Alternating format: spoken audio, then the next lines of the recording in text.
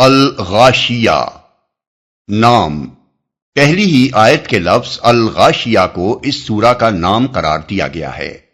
زمانہ نزول۔ سورہ کا پورا مضمون اس امر پر دلالت کرتا ہے کہ یہ بھی ابتدائی زمانے کی نازل شدہ سورتوں میں سے ہے، مگر یہ وہ زمانہ تھا جب حضور صلی اللہ علیہ وسلم تبلیغ عام شروع کر چکے تھے اور مکہ کے لوگ بالعموم اسے سن سن کر نظر انداز کیے جا رہے تھے۔ موضوع اور مضمون۔ اس کے موضوع کو سمجھنے کے لیے یہ بات نگاہ میں رہنی چاہیے کہ ابتدائی زمانے میں رسول اللہ صلی اللہ علیہ وسلم کی تبلیغ زیادہ تر دو ہی باتیں لوگوں کے ذہن نشین کرنے پر مرکوز تھی، ایک توحید، دوسرے آخرت، اور اہل مکہ ان دونوں باتوں کو قبول کرنے سے انکار کر رہے تھے۔ اس پس منظر کو سمجھ لینے کے بعد اب اس سورہ کے مضمون اور انداز بیان پر غور کیجیے۔ اس میں سب سے پہلے غفلت میں پڑے ہوئے لوگوں کو چونکانے کے لیے اچانک ان کے سامنے یہ سوال پیش کیا گیا ہے کہ تمہیں اس وقت کی بھی کچھ خبر ہے جب سارے عالم پر چھا جانے والی ایک آفت نازل ہوگی۔ اس کے بعد فوراً ہی یہ تفصیل بیان کرنی شروع کر دی گئی ہے کہ اس وقت سارے انسان دو مختلف گروہوں میں تقسیم ہو کر دو مختلف انجام دیکھیں گے، ایک وہ جو جہنم میں جائیں گے اور انہیں ایسے اور ایسے سخت عذاب جھیلنے ہوں گے،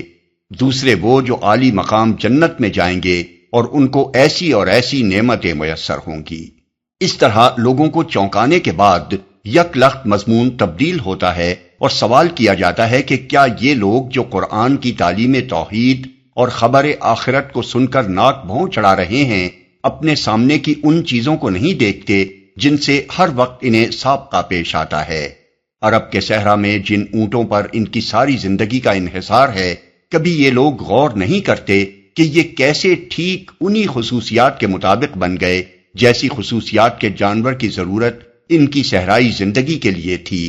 اپنے سفروں میں جب یہ چلتے ہیں تو انہیں یا آسمان نظر آتا ہے یا پہاڑ یا زمین۔ انہی تین چیزوں پر یہ غور کریں، اوپر یہ آسمان کیسے چھا گیا، سامنے یہ پہاڑ کیسے کھڑے ہو گئے، نیچے یہ زمین کیسے بچھ گئی۔ کیا یہ سب کچھ کسی قادر مطلق صانع حکیم کی کاریگری کے بغیر ہو گیا ہے؟ اگر یہ مانتے ہیں کہ ایک خالق نے بڑی حکمت اور بڑی قدرت کے ساتھ ان چیزوں کو بنایا ہے اور کوئی دوسرا ان کی تخلیق میں شریک نہیں ہے، تو اسی کو اکیلا رب ماننے سے انہیں کیوں انکار ہے؟ اور اگر یہ مانتے ہیں کہ وہ خدا یہ سب کچھ پیدا کرنے پر قادر تھا، تو آخر کس معقول دلیل سے انہیں یہ ماننے میں تعمل ہے کہ وہی خدا قیامت لانے پر بھی قادر ہے، انسانوں کو دوبارہ پیدا کرنے پر بھی قادر ہے، جنت اور دوزخ بنانے پر بھی قادر ہے؟ اس مختصر اور نہایت معقول استدلال سے بات سمجھانے کے بعد کفار کی طرف سے رخ پھیر کر نبی صلی اللہ علیہ وسلم کو مخاطب کیا جاتا ہے اور آپ سے ارشاد ہوتا ہے کہ یہ لوگ نہیں مانتے تو نہ مانے، تم ان پر جبار بنا کر تو مسلط نہیں کیے گئے ہو کہ زبردستی ان سے منوا کر ہی چھوڑو، تمہارا کام نصیحت کرنا ہے، سو تم نصیحت کیے جاؤ، آخر کار انہیں آنا ہمارے ہی پاس ہے، اس وقت ہم ان سے پورا پورا حساب لے لیں گے اور نہ ماننے والوں کو بھاری سزا دیں گے۔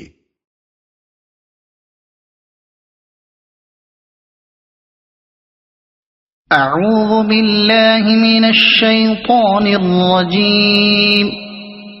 بسم اللہ الرحمن الرحیم۔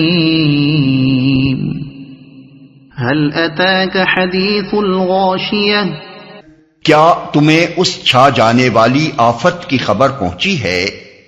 مراد ہے قیامت، یعنی وہ آفت جو سارے جہان پر چھا جائے گی۔ اس مقام پر یہ بات ملحوظ خاطر رہے کہ یہاں بحثت مجموعی پورے عالم آخرت کا ذکر ہو رہا ہے، جو نظام عالم کے درہم برہم ہونے سے شروع ہو کر تمام انسانوں کے دوبارہ اٹھنے اور اللہ تعالیٰ کی عدالت سے جزا و سزا پانے تک تمام مراحل پر حاوی ہے۔ وجوہ یومئذ خاشعہ عاملۃ ناصبہ تصلی نارا حامیہ تسقى من عين آنية ليس لهم طعام إلا من ضريع لا يسمن ولا يغني من جوع۔ کچھ چہرے اس روز خوف زدہ ہوں گے سخت مشقت کر رہے ہوں گے، تھکے جاتے ہوں گے، شدید آگ میں جھلس رہے ہوں گے، کھولتے ہوئے چشمے کا پانی انہیں پینے کو دیا جائے گا، خاردار سوکھی گھاس کے سوا کوئی کھانا ان کے لیے نہ ہوگا جو نہ موٹا کرے نہ بھوک مٹائے۔ کچھ چہروں کا لفظ یہاں اشخاص کے معنی میں استعمال ہوا ہے، کیونکہ انسان کے جسم کی نمایاں ترین چیز اس کا چہرہ ہے، جس سے اس کی شخصیت پہچانی جاتی ہے، اور انسان پر اچھی یا بری جو کیفیات بھی گزرتی ہیں ان کا اظہار اس کے چہرے سے ہی ہوتا ہے۔ اس لیے کچھ لوگ کہنے کے بجائے کچھ چہرے کے الفاظ استعمال کیے گئے ہیں۔ کوئی کھانا ان کے لیے نہ ہوگا۔ قرآن مجید میں کہیں فرمایا گیا ہے کہ جہنم کے لوگوں کو زقوم کھانے کے لیے دیا جائے گا، کہیں ارشاد ہوا ہے کہ ان کے لیے غسلین یعنی زخموں کے دھون کے سوا کوئی کھانا نہ ہوگا، اور یہاں فرمایا جا رہا ہے کہ انہیں خاردار سوکھی گھاس کے سوا کچھ کھانے کو نہ ملے گا۔ ان بیانات میں در حقیقت کوئی تضاد نہیں ہے۔ ان کا مطلب یہ بھی ہو سکتا ہے کہ جہنم کے بہت سے درجے ہوں گے جن میں مختلف قسم کے مجرمین اپنے جرائم کے لحاظ سے ڈالے جائیں گے، اور مختلف قسم کے عذاب ان کو دیے جائیں گے، اور یہ بھی ہو سکتا ہے کہ وہ زقوم کھانے سے بچنا چاہیں گے تو غسلین ان کو ملے گا، اس سے بھی بچنا چاہیں گے تو خاردار گھاس کے سوا کچھ نہ پائیں گے۔ غرض کوئی مرغوب غذا بہرحال انہیں نصیب نہ ہوگی۔ وجوہ یومئذ ناعمہ لسعیها راضیہ فی جنت عالیہ لا تسمع فیها لاغیہ فیها عین جاریہ۔ کچھ چہرے اس روز بارونق ہوں گے، اپنی کارگزاری پر خوش ہوں گے، عالی مقام جنت میں ہوں گے، کوئی بیہودہ بات وہاں نہ سنیں گے، اس میں چشمے رواں ہوں گے، خوش ہوں گے۔ یعنی دنیا میں جو صحیح و عمل کر کے وہ آئے ہوں گے اس کے بہترین نتائج آخرت میں دیکھ کر خوش ہو جائیں گے۔ انہیں اطمینان ہو جائے گا کہ دنیا میں ایمان اور صلاح و تقوی کی زندگی اختیار کر کے انہوں نے نفس اور اس کی خواہشات کی جو قربانیاں کیں، فرائض کو ادا کرنے میں جو تکلیفیں اٹھائیں، احکام الہی کی اطاعت میں جو زحمتیں برداشت کیں، معصیتوں سے بچنے کی کوشش میں جو نقصانات اٹھائے، اور جن فائدوں اور لذتوں سے اپنے آپ کو محروم کر لیا، یہ سب کچھ فی الواقع بڑے نفع کا سودا تھا۔ بیہودہ بات وہاں نہ سنیں گے۔ یہ وہی چیز ہے جس کو قرآن مجید میں جگہ جگہ جنت کی نعمتوں میں سے ایک بڑی نعمت کی حیثیت سے بیان کیا گیا ہے۔ فیہا سرر مرفوعہ وَأَكْوَابٌ مَوْضُوعَةٌ وَنَمَارِقُ مَصْفُوفَةٌ وَزَرَابِيُّ مَبْثُوثَةٌ۔ اس کے اندر اونچی مسندیں ہوں گی، ساغر رکھے ہوئے ہوں گے، گاؤ تکیوں کی قطاریں لگی ہوں گی، اور نفیس فرش بچھے ہوئے ہوں گے۔ ساغر رکھے ہوئے ہوں گے یعنی ساغر بھرے ہوئے ہر وقت ان کے سامنے موجود ہوں گے، اس کی حاجت ہی نہ ہوگی کہ وہ طلب کر کے انہیں منگوائیں۔ افلا ينظرون الى الابل كيف خلقت والى السماء كيف رفعت والى الجبال كيف نصبت والى الارض كيف سطحت۔ یہ لوگ نہیں مانتے تو کیا یہ اونٹوں کو نہیں دیکھتے کہ کیسے بنائے گئے، آسمان کو نہیں دیکھتے کہ کیسے اٹھایا گیا، پہاڑوں کو نہیں دیکھتے کہ کیسے جمائے گئے، اور زمین کو نہیں دیکھتے کہ کیسے بچھائی گئی۔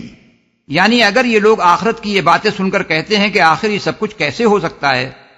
تو کیا خود اپنے گرد و پیش کی دنیا پر نظر ڈال کر انہوں نے کبھی نہ سوچا کہ یہ اونٹ کیسے بن گئے، یہ آسمان کیسے بلند ہو گیا، یہ پہاڑ کیسے قائم ہو گئے، یہ زمین کیسے بچھ گئی؟ یہ ساری چیزیں اگر بن سکتی تھیں اور بنی ہوئی ان کے سامنے موجود ہیں تو قیامت کیوں نہیں آ سکتی؟ آخرت میں ایک دوسری دنیا کیوں نہیں بن سکتی؟ دوزخ اور جنت کیوں نہیں ہو سکتی؟ یہ تو ایک بے عقل اور بے فکر آدمی کا کام ہے کہ دنیا میں آنکھیں کھولتے ہی جن چیزوں کو اس نے موجود پایا ہے ان کے متعلق تو وہ یہ سمجھ لے کہ ان کا وجود میں آنا تو ممکن ہے کیونکہ یہ وجود میں آئی ہوئی ہیں، مگر جو چیزیں اس کے مشاہدے اور تجربے میں ابھی نہیں آئی ہیں ان کے بارے میں وہ بے تکلف یہ فیصلہ کر دے کہ ان کا ہونا ممکن نہیں ہے۔ اس کے دماغ میں اگر عقل ہے تو اسے سوچنا چاہیے کہ جو کچھ موجود ہے یہ آخر کیسے وجود میں آ گیا، یہ اونٹ ٹھیک ان خصوصیات کے مطابق کیسے بن گئے جن خصوصیات کے جانور کی عرب کے صحرا میں رہنے والے انسانوں کو ضرورت تھی، یہ آسمان کیسے بن گیا جس کی فضا میں سانس لینے کے لیے ہوا بھری ہوئی ہے، جس کے بادل بارش لے کر آتے ہیں، جس کا سورج دن کو روشنی اور گرمی فراہم کرتا ہے، جس کے چاند اور تارے رات کو چمکتے ہیں، یہ زمین کیسے بچ گئی جس پر انسان رہتا اور بستا ہے، جس کی پیداوار سے اس کی تمام ضروریات پوری ہوتی ہیں، جس کے چشموں اور کنوؤں پر اس کی زندگی کا انحصار ہے، یہ پہاڑ زمین کی سطح پر کیسے ابھر آئے جو رنگ برنگ کی مٹی اور پتھر اور طرح طرح کی معدنیات لیے ہوئے جمے کھڑے ہیں، کیا یہ سب کچھ کسی قادر مطلق صانع حکیم کی کاریگری کے بغیر ہو گیا ہے؟ کوئی سوچنے اور سمجھنے والا دماغ اس سوال کا جواب نفی میں نہیں دے سکتا۔ وہ اگر ضدی اور ہٹ دھرم نہیں ہے تو اسے ماننا پڑے گا کہ ان میں سے ہر چیز ناممکن تھی اگر کسی زبردست قدرت اور حکمت والے نے اسے ممکن نہ بنایا ہوتا، اور جب ایک قادر کی قدرت سے دنیا کی ان چیزوں کا بننا ممکن ہے تو کوئی وجہ نہیں کہ جن چیزوں کے آئندہ وجود میں آنے کی خبر دی جا رہی ہے ان کو بعید از امکان سمجھا جائے۔ فذكر إنما أنت مذكر لست عليهم بمسيطر إلا من تولى وكفر فيعذبه الله العذاب الأكبر إن إلينا إيابهم ثم إن علينا حسابهم۔ اچھا تو اے نبی نصیحت کیے جاؤ، تم بس نصیحت ہی کرنے والے ہو، کچھ ان پر جبر کرنے والے نہیں ہو۔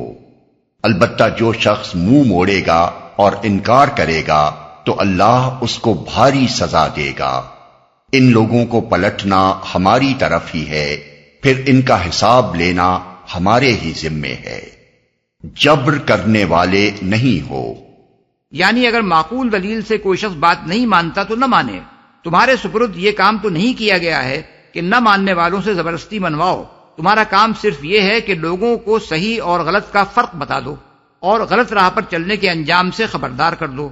سو یہ فرض تم انجام دیتے رہو۔